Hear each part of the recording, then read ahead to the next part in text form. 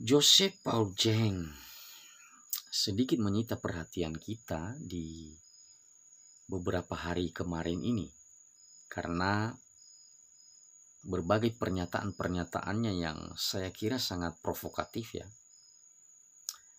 Dengan mengklaim diri sebagai nabi yang ke-26, menyejajarkan dirinya sebagai nabi, itu saya kira kita sudah tahu bahwa dia seorang yang tidak jujur.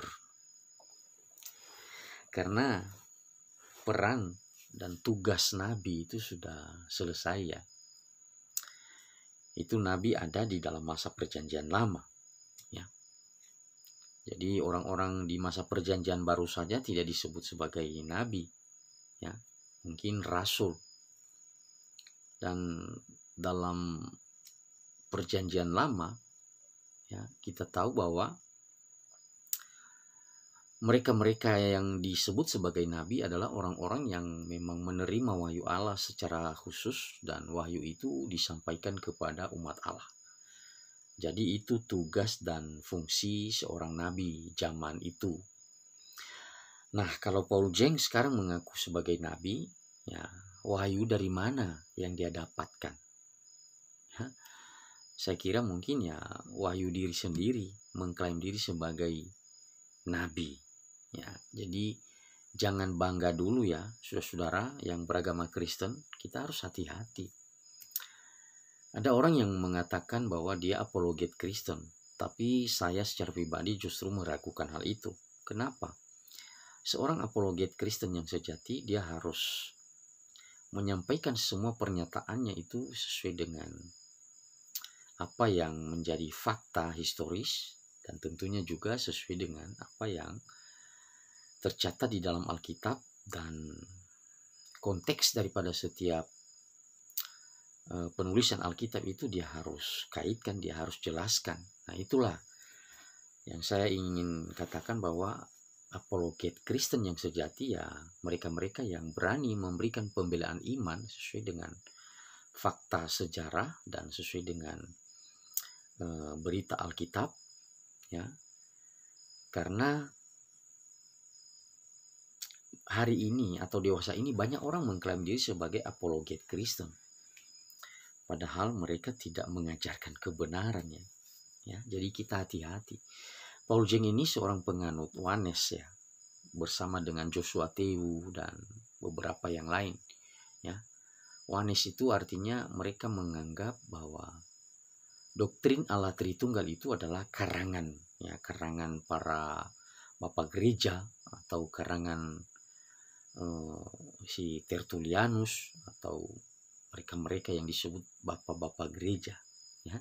Jadi orang-orang ini suka tidak terima ajaran Allah Tritunggal itu ya. Padahal kita tahu bahwa orang Kristen mengimani, mempercayai bahwa Allah yang mereka sembah adalah Allah yang Tritunggal.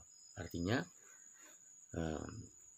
secara hakikat Allah yang kita sembah adalah satu ya secara esensi, tetapi berkeberadaan dalam tiga pribadi, yaitu Bapa, Anak, dan Roh Kudus. Itu yang Alkitab ajarkan ya. Tapi Paul Jeng ini tidak mengakui ajaran itu. Dia berkata bahwa seperti pandangan Sabellian pada umumnya ya, atau Unitarian ya, bahwa Allah itu tunggal, baik itu dalam esensinya dan tunggal juga dalam pribadinya. Jadi Bapa itu ya Yesus itu ya Roh Kudus itu ya Bapa. Jadi diputar-putar seperti itu ya. Padahal kita tahu bahwa Alkitab tidak bicara seperti itu ya. Justru yang banyak itu pernyataan-pernyataan tentang keberadaan atau pribadi daripada Allah yang kita sembah itu adalah ada Bapa, ada Putra yaitu Yesus Kristus, dan ada Roh Kudus ya. Makanya kita sebutkan Tritunggal. Nah, itulah keunikan daripada Allah orang-orang Kristen ya, bahwa mereka atau kita percaya bahwa Allah yang kita sembah adalah Allah Tritunggal. Nah, Paul Jeng ini menolak ajaran itu. Nah, tentunya saudara, Saudara, melalui pernyataan itu saja kita sudah menilai seperti apa dia. Dia bukan orang Kristen yang sejati. Kenapa? Kalau orang Kristen yang sejati, dia harus mengakui Alkitab sebagai kebenaran, sebagai firman Allah, dan dia harus mengakui bahwa Allah yang kita sembah adalah Allah Tritunggal, di mana Yesus Kristus yang diutus ke dalam dunia ini pribadi kedua daripada Allah Tritunggal yang menjadi juru selamat, ya. Dan tentunya melalui pengorbanan Tuhan Yesus di atas kayu salib, di situ kita bisa mendapatkan keselamatan, ya. Jadi hal-hal fundamental yang seperti itu harus dipegang oleh orang-orang Kristen yang sejati, termasuk ajaran tentang dwi natur daripada Kristus. Dia sungguh-sungguh Allah dan dia sungguh-sungguh manusia. Jadi orang harus menerima itu. Kalau mau disebut sebagai Kristen yang sejati, dia harus menerima ajaran itu, karena itu adalah ajaran yang sangat fundamental tentang pembangunan iman Kristen kita, ya. Bagaimana kekokohan berdirinya iman Kristen itu dari ajaran-ajaran yang paling dasar seperti itu, ya. Dia mengakui Alkitab sebagai firman Allah, dia mengakui Allah yang kita sembah seperti yang diberitakan oleh Alkitab adalah Allah Tritunggal, dan dia mengakui bahwa Yesus Kristus adalah pribadi kedua yang diutus ke dalam dunia ini untuk menjalani hukuman di atas kayu salib untuk penebusan umat manusia, dan mereka-mereka yang percaya kepadanya akan mendapatkan keselamatan, ya. Dan hal seperti itu yang sangat fundamental yang sebenarnya harus diakui. Baru seseorang itu dikatakan sebagai Kristen yang sejati. Jadi Joseph Paul Jang itu kita meragukan dia dalam komitmen seperti itu. Jadi menurut saya dia justru tidak mewakili Kristen, ya. Dia di luar Kristen malah. Dia tidak ada di dalam kelompok Kristen, ya. Entah, ya itulah namanya.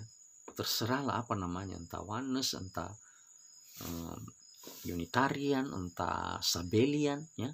Yang penting dia tidak di dalam garis kekristenan yang sejati, ya. Yang terakhir bahwa seorang hamba Tuhan tentunya tidak hanya dinilai dari pernyataan-pernyataannya, ya. Dia harus dinilai juga dari cara hidupnya, ya. Bagaimana dia mengaktualisasikan imannya, ya. Jadi kalau orang Kristen yang sejati itu, iman dan perbuatan itu bukan hal yang terpisah, ya. Iman itu harus bisa dibuktikan melalui apa yang kita kerjakan, apa yang kita lakukan, apa yang kita buat. Nah, Paul Jang dengan semangat menghinanya, dengan semangat menjelek-jelekan, dengan semangat merendahkan orang lain, saya kira hukum Kristus tidak pernah berbicara model gaya seperti itu, ya. Jadi saudara yang Kristen, yang mengklaim diri sebagai Kristen, kita harus kritis, ya, melihat siapa mereka hamba-hamba Tuhan yang sungguh-sungguh membela iman Kristen dengan baik, ya. Saya bersyukur untuk beberapa orang yang saya kenal, ya, yang saya tahu mereka sungguh-sungguh dalam bergumul soal pembelaan iman ini. Ada Pak Muriwali, ada Pak Esra Soru, ya, dan satu lagi hamba Tuhan yang saya kenal juga Pak Deki Ngadas, ya. Mereka sungguh-sungguh menggumuli setiap pernyataan-pernyataan mereka di YouTube itu untuk membangun, memberikan landasan iman Kristen, ya. Dan saya secara pribadi bersyukur untuk kehadiran orang-orang ini untuk bisa dipakai Tuhan untuk memberitakan Injil, ya, melalui media sosial ini, ya. Jadi demikian saja tanggapan saya, saudara, mengenai Paul Jang. Kita serahkanlah kepada kepolisian seperti apa tindakan selanjutnya, ya. Jadi harapan kita, ya, biar kepolisian juga punya rasa keadilan, ya. Artinya bukan hanya Paul Jang yang diburu, yang seringkali menyatakan pernyataan-pernyataan provokatif seperti itu, ya. Mungkin ada juga pihak lain seperti misalnya si Yahya Waloni itu suka menyerang dengan membabi buta, ya. Dan ya kita serahkanlah kepada pihak berwajib dan juga kepada Tuhan sang pemilik kehidupan, biar dia berkarya di tengah-tengah dunia ini.